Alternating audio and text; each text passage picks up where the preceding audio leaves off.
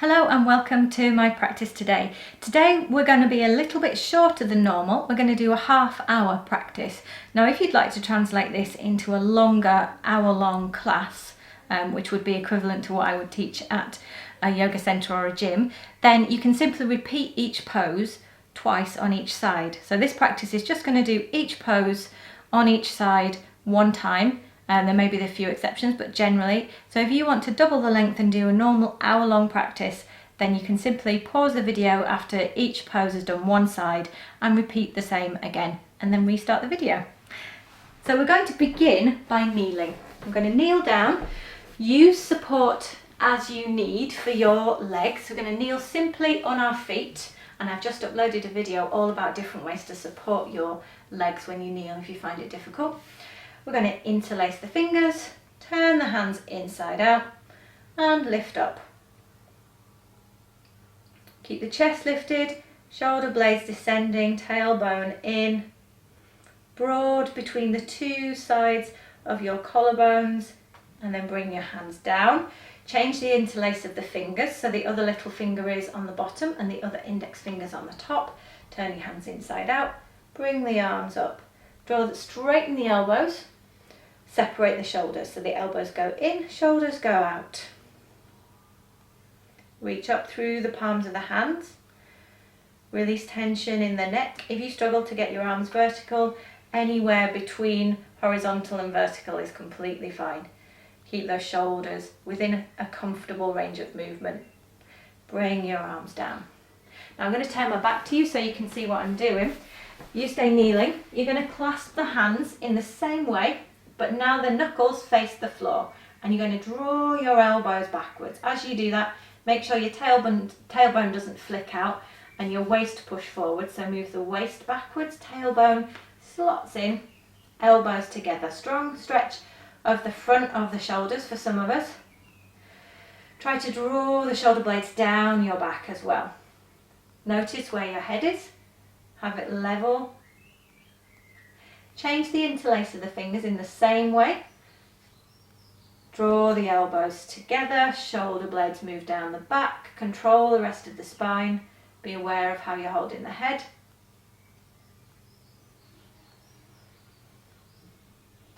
Then bring your arm around to one side of your waist. I've gone to my left first. Move the waist back against the arm, lift the chest, and then move the elbows down, shoulder blades down, and elbows slightly together. Again, opening up the fronts of the shoulders. Change to do the same thing around the other side.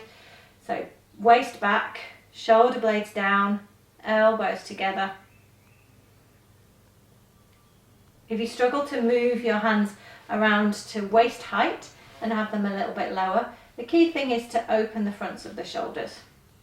Now you're going to change the interlace of the fingers, and we repeat that on each side.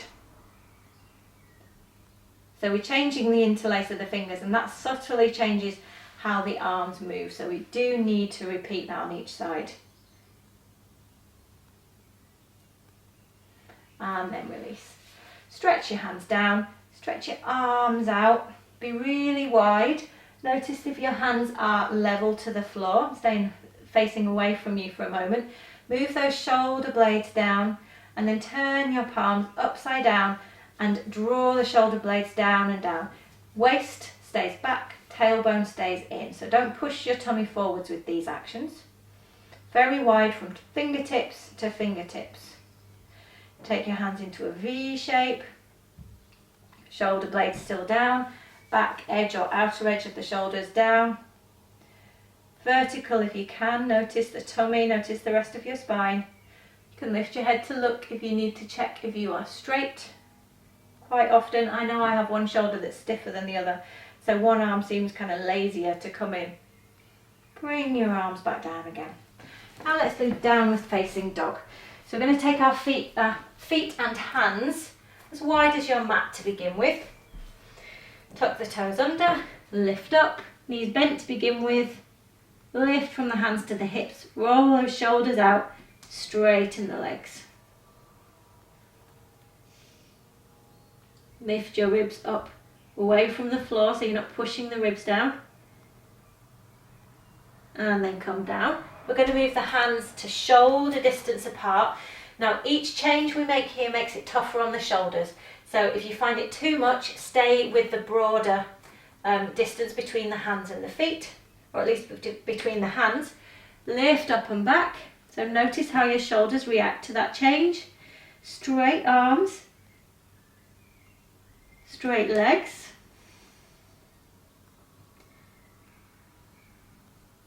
And come down. And then we're going to try hands all the way together, just touching your thumb tips. So hand to hand like so, just touching the thumb tips on the mat. Again, this increases the challenge quite a lot on the shoulders. The feet can come a little narrower if you feel you have the balance, or keep them hip distance if you need to. Lift up. You may find you need to bend the elbows slightly to get the head between the arms. Feel free to do so, but then straighten the arms. Lifting up through the arms, through the shoulders. Straighten the legs if you can and reach the soles of your feet back and down. And then release. And then the final version, even more challenging on the shoulders again. You might not want to repeat this bit, but we're only doing each variation once. This time you're going to clasp your hands. You're going to place your elbows as wide as your shoulders on the floor, so the whole of the forearm will be on the floor. So have a look at what that looks like here.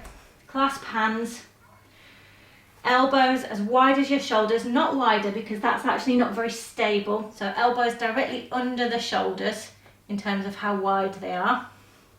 The shoulders you can see are slightly further back, but my elbows aren't wider, that's what I mean.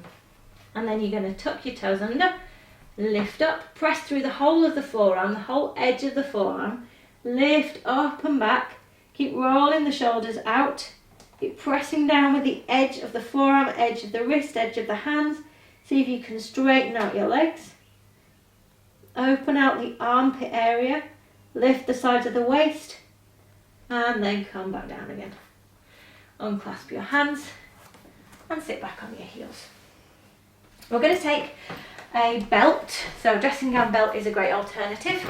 I'm going to lie down and take both feet into the air. So stretch the legs a little bit in downward facing dog. Now we're going to stretch them a little more. Belt around both feet, feet directly in the air. Find a comfortable distance for the belt with your legs straight. Now comfortable distance, what I mean is make sure your arms have got a small bend in them so that shoulders can go out to the side. Not a strong bend so your elbows are near the floor or even on the floor, but just a little bit of a bend so that you can broaden the space at the top of the shoulders. And then you're going to bend the knees a little and feel how that affects the contact of your back on the floor, how comfortable your back is. For those of you with stiff legs, you may not have got to straight legs, but keep your back comfortable and straight. And now try again to straighten your legs. If you're flexible, you might not be in that really intense stretch position yet. You need to look for the more subtle extension that doesn't have that screaming pain of tight muscles in it. It's harder to see, harder to feel. Now we're going to take the feet over towards the space above your head, but we're going to aim to keep as much of your bottom spine on the floor. So we're not going to roll over. We're going to resist with the front thighs and we're going to reach the tailbone towards the floor even as we bring the feet over. So the back will roll off the floor slightly, and the more stretchy among you, you will notice that you move from those subtle extension feelings in towards that more intense stretch. At some point, it happens at a different stage for all of us. Don't lose the subtle awareness if you can. Don't let those intense stretch sensations take over too much. Draw back and down with the crease at the top of your legs. Move that way with that crease. Keep the shoulders comfortable. If your head tilts like that, it indicates you need a cushion or a yoga block underneath to keep this area less stretched and this area more open. Can you see how long, super short? So a block will avoid that if you can't adjust it yourself. Now you're going to take one foot out of the belt and you're going to lower it to the floor. Okay, so if it doesn't reach the floor, you're going to have to let the foot go back slightly. Adjust those shoulders again. So now I'm extending up inside, outside leg. I'm resisting at the front thigh, especially the front outer thigh here. And I'm going to draw the foot slightly further over. Really aware of the front outer thigh. Keeping the side of my waist long, not letting my hip hitch up towards my waist on my shoulder. Stretching out with the foot along the floor as well. Now we're going to swap legs, so both feet up in the air. And then take your second leg down. I didn't say left or right, so whichever leg you did first, do the second one now. Lowering it down, reaching up into the air with the inside of the leg, the outside of the leg, but particularly noticing the outer hip. Make sure that's moving away from you. So what you don't want on this lifted leg is for the side of the waist to shorten and for it to hitch up. Extend away with both legs. Don't forget the leg on the floor. I think it went to sleep a little bit for me just then as I was talking to you. And now bring that leg down, bend it, take the belt off, take it to the floor, bend your knees up, roll over, and we'll sit up, and then we'll stand up and we'll do triangle pose. So you may want a chair for this if you don't have any other support and you can't support your hand on your leg, but I'm going to use a yoga brick, which is the ideal yoga prop. Step your feet wide. If you're using a chair, you need it just behind your right leg. Turn your left foot in, right leg out, straight lifted legs, wide arms. Bring your hand down to the floor. You can see how I'm holding the brick. So my hand is now on top of the brick. My left hand is reaching into the air. I'm looking forwards to begin with. And then I'm going to actually look down and check that I have my leg in line with my shoulder, in line with my head. So nose in line with big toe will help with that. The right shoulder draws back towards the waist. The outer hip around here that we were just moving away from the waist, so this area could be long, that again needs to move back in that direction towards the wall to your left, rather than letting this waist become really long again. If your balance is good, turn and look up at the arm and hand in the air. And then we'll breathe in and come up. Rest your hands down and your feet to the front. I left my brick on the floor, so I need to pick it up, put it in the left hand, turn the right foot in, just a little, left foot out, straight legs, wide arms, bring your hand down.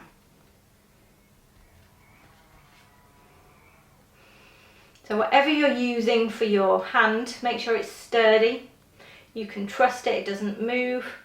Looking down now, checking my nose is in line with my big toe, my leg is in line with my shoulder, my head's over my leg too, drawing this shoulder back towards my waist and then the hip back in that direction. Basically everything kind of escapes in the direction that you just leant, so you need to move the shoulder back and you need to move the outer hip particularly back of that front leg. If your balance feels good, turn and look at the upper hand. Don't worry if you can't do that. It's more important to be aligned in the other ways than it is to find the balance to look up. It will come in the end. In fact, good alignment finds good balance for you. Then jump or step your feet together. Now we're going to do PARSVAKONASANA, supported on our own leg. So feet wide again, left foot in, right foot out. Chest faces front. This time we bend the leg, bring the forearm down to the leg. Reach away into that foot on the floor, so back foot on the floor, both feet are on the floor obviously. Again, the hip here, you're going to roll it back towards the wall there, so don't let it draw forwards. That will also help you to keep your knee in line. So now when I look down, again, nose, big toe, knee, elbow, shoulder, all in line, not going forwards and backwards. Turn your chest to the front, reach out wide with that hand if you can. Turn the palm, reach over And then if you're able, you can even turn and look up. To come up, we're going to sweep the arm over, straighten the leg, turn the feet to the front, bring them in between sides if you need to. I'm going to turn them straight to the left today. Chest faces the front, bend the knee, bring the forearm down, check there, toes, knee, elbow, shoulder, head, all in line. The hip here around the back is drawing back towards the wall. Reach out with the arm, turn the palm, bring the arm over, and then sweep back over again. Now, you can bring the feet together if you need to, but I'm going to keep my feet wide and I'm going to go for a forward bend. I know that I can reach the floor, but if you need your chair or blocks, then take that now. I've got my feet pointing forwards, I'm just checking that. They're nice and even front and back from the mat, so I'm not further forwards in one hip than the other. Hands on my hip, keep my legs lifting up as I come down. Take my hands onto the floor. I don't need that brick, so I'm just going to move it. Shoulders towards the waist, lift up in your legs. Try not to lean back, so notice if it feels like you've gone very heavy on the heels. Try to sense that you are vertical in the legs.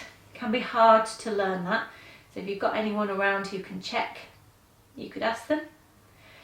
You can have a look, you can get a little bit of a sense, and the weight on your feet will certainly help with that. So we're lifting up through the legs, draw the tailbone down. I would have my hands on support if this was too low, or if I felt very tight in my back. That indicates that going to the floor is too low for you today. You want to be able to feel comfortable and flat in the back. Then I'm actually going to bring my hands forwards. Again, try not to lean forwards or backwards with my legs. Stretching, quite wide so my shoulders stay fairly comfortable. And then bending my elbows backwards, bring my hands in line with my feet. Lift the shoulders up, elbows in line with the wrists and with the elbows so they're not going out to the side. And send the top of your head towards the floor. It might reach, it might not. Now, if you're working with a chair and this shape looks like a distant dream, then you might be able instead to place your forehead onto the chair seat, or you might be able to pile some yoga blocks onto the chair seat and place your forehead there. Breathe steadily, stay a few more moments, and then you'll come up to this straight arm position where I am. Edge your feet towards each other. So if you stayed legs wide like I did, you've had your legs wide for quite a while, then breathe in, and then slowly as you breathe out, come up. We're going to work on warrior pose, and so I'm going to turn sideways, be in the centre of your mat and step one foot forwards and the other foot slightly back. There are many and various ways to go into this position. This is just one of them. Okay, so we started in the centre, one foot goes forwards, one foot goes back. For me it's my right leg back and my left leg forwards. And when you take that leg back, it tends to turn the hips to the side a bit. So press your heel, straighten your leg, but then try to face your hips squarely to the short edge of your mat. Stay upright in your torso and then bend the front leg. It quickly becomes a very strong stretch in the front of this leg. You need to draw your tailbone and in fact your sitting bones move forwards. The inner thigh of the back leg tries to move backwards. Do your best to stay very strong and straight in that leg. Lift your tummy away from the floor. It tends to drop forwards and out because this stretch is very difficult to lift and keep it long. If you get pinching in your back, it's all about the tilt of the pelvis. So redouble your efforts to keep the pelvis tilted up, which is what the tailbone and sitting bones forwards and pelvis up are about. If that does not solve the pain for you, then you lean forwards slightly. Let's straighten the legs now. And you're going to bring the back foot in and the front foot back. So in the centre of your mat again, the leg that was just the back leg is now going to go forward slightly, and the leg that was the front leg is now going to go backwards slightly. Again, press the back heel down, bring the hip around. As you bend this front leg, Let your sitting bones go forwards, so the bony part of your bottom that you sit on, feel that they're going forwards. Lift the front of the pelvis up. If you ever find that your knee extends forwards of your ankle, you need to move that foot slightly, because that's not a good knee position. Straight back leg, lift the inner thigh up. So we try to, it's not really that we're revolving the leg, we're actually just trying to keep the leg straight, but it doesn't want to go straight. So we lift the inner thigh up.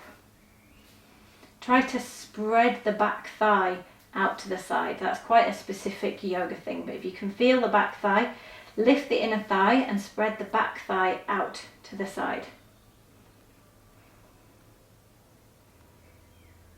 And then let's straighten the legs, bring that back foot in, front foot back. We're going to do a similar a pose with a similar beginning, but it goes somewhere different.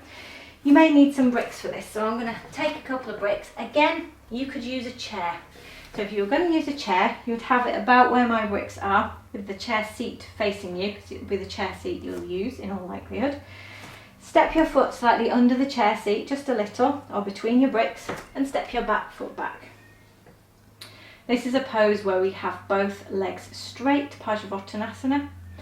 Both legs straight, again, hip faces forwards, lift that inner thigh and spread the back of the back thigh out to the side. Lean forwards over the front leg, bring your hands down to support, stretch into that back heel. Control your shoulders, so don't allow them to hunch up towards your ears. Don't let the whole back hunch up. And then come back up. We're going to bring that back foot in and the front foot in, be in the centre of your mat. We step the second foot forwards, second side backwards. Square up those hips, straight legs, lean forwards, hands to support. If you can, of course, you can have your hands on the floor. That's determined by your leg stretching ability, but also about what your back does. So don't allow it to hunch, whatever height you have your hands at. Comfortable in the shoulders. Lift the inner thigh up towards the ceiling. Spread the back thigh out to the side. And then keep strength in your legs to support you as you come up. Bring your back foot forwards and your front foot backwards. And then we're going to complete the standing poses with a standing forwards bend. So again, you may need some support for your hands, so you can use the chair or bricks that you were just using. Feet hip distance apart. Fold forwards as if you're folding over something, maybe over the back of a chair or over a bar. Bring your hands down to your support, which can be the floor if you're able to reach with comfort in your back and legs. Hands under the shoulders to begin with, as vertical in your legs as you can work out. Shoulders move towards the waist, chest moves towards the wall, over beyond the crown of your head. Lift up through the front of the legs, the side of the legs, the back of the legs. And then bend the elbows, take the hands wider if this is possible for your body. Keep the shoulders lifting away from the floor as you let the whole weight of your head feel like it's descending towards the floor. My favourite description of this is, imagine your head is like an onion on a string. So your shoulders need to lift away to reveal that string, which is your neck. And then bring your hands in a little bit. Lift the head, lift the gaze, and breathe in and come up. So we'll do some brief seated poses now. We're going to begin sat on the floor. So I'm sat directly on the floor with straight legs, hands beside me, Dandasana. If that's not possible for you, you'll need to sit on a cushion or some yoga blocks or equivalent. Press your hands down, draw your shoulders both out and down and back. So the opposite of forwards and hunched and up. It's out, down and back. Pressing with my hands to lift my spine, Just checking that the front ribs aren't pushing forwards.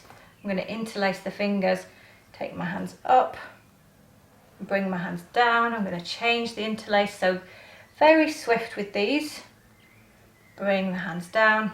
I'm going to take my hands behind my back and bring them around like that. I'm going to bring them around like that. So you can go more slowly if you want to. Just moving my shoulders through those actions. Now I'm going to lift up, turn my palms forwards and see if my hands can find my feet. Now, number one, your hands might not find your feet and then use a belt. Number two, they might find your feet, but you might be rounded in the back. And can you see how narrow my shoulders have come to my neck? I must be able to reach and draw my shoulders down and still be as wide as possible between the two sides of my shoulders. Also, I need to still be pressing down and be straight in my legs. So if any of those things are not possible for you or introduce pain that isn't just stretching, then you need to take a belt and hold so you can be broader. Now, first of all, we get our hands over the top of the feet, but then we see if we can hold around the side of the feet. When you can turn your hands like that, it does help the shoulders, but it means you have to bend lower. So it's harder in a way for the hamstrings. Draw those shoulders down, lift up.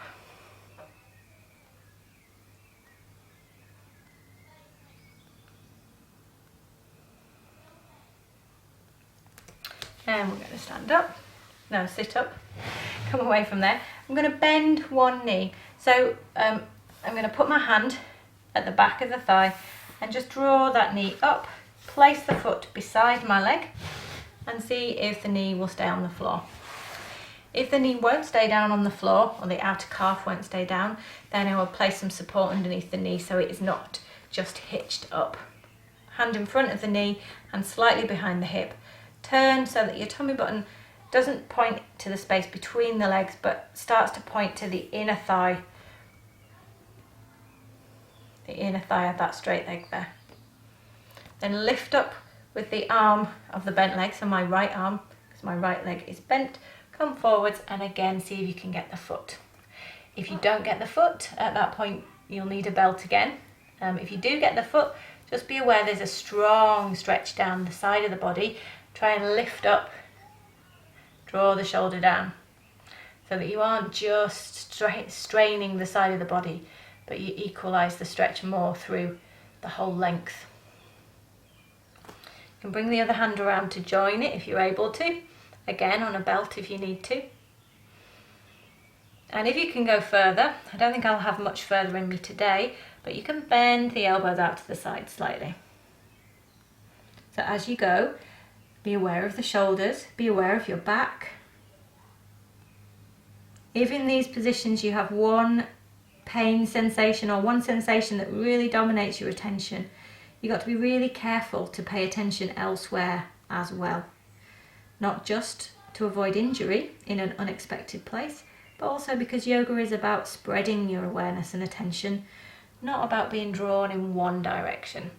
So come to straight arms again, hands off your foot and sit up. So they are intense stretches depending on your body, but don't just be seduced by the worst pain. So we're going to bend up the left leg, bring that foot back, outer calf down, lift up, turn your tummy so that the navel begins to face towards that inner thigh. Reach up with your hand, reach forwards if you can. This side is a little bit more difficult for me today. Always keeping the outer calf down, so if your knee lifts as you come forwards, you need to support it. The aim is to keep that knee down, but if it will not stay down, then you need to support it. If you experience knee pain, you need to support the knee.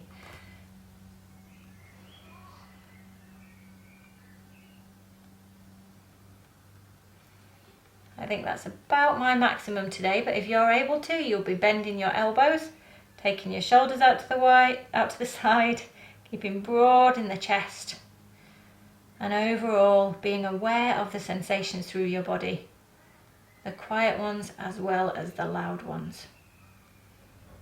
And then let's come back up. Straighten your legs out. And to finish the practice today, because we've gone for a short practice, I'm not going to put a specific relaxation phase in. You can by all means go to any of my other videos and take one of those away from it, or a mindfulness practice. But I'm just going to show you a very simple, quick, it's not really even a relaxation, but just a way to complete and finish your practice. Lying onto your back, drawing the knees towards you, just to lengthen out your lower back. So we don't want to go into anything vigorous on the back when we've been doing forward bends, but this with the knees bent should be something of a release. And you can take a few moments. Hands can be here, hands can be behind the knees. You could use a belt over the fronts of the shins to keep your arms comfortable. And just pause for a few minutes. So if you need to finish short practice, then we can complete like this. When you're ready to end, bring your feet to the floor. If you're going to go on and do a Shavasana, then you can bring your feet to the floor and you can straighten your legs out, arrange the arms to the side and continue your practice like that. For those of you who are finishing with me, your feet are flat on the floor now. You'll roll to your side, place your hands on the floor and sit up. So thank you very much for practicing with me today. I hoped that a shorter practice would just fit in there at the times when you don't have as much time to practice, but you do want to do some yoga. And if you'd like to say thank you for the content on my channel at any time, then you can simply send a comment and say thank you. But you can also support me through Ko-fi, and there will be a link at the bottom of the page right now where you can make a small donation in gratitude for the content. I really appreciate that, but most of all, I appreciate that you're there and that you're practicing, and I hope that I help you enjoy your yoga. Bye for now.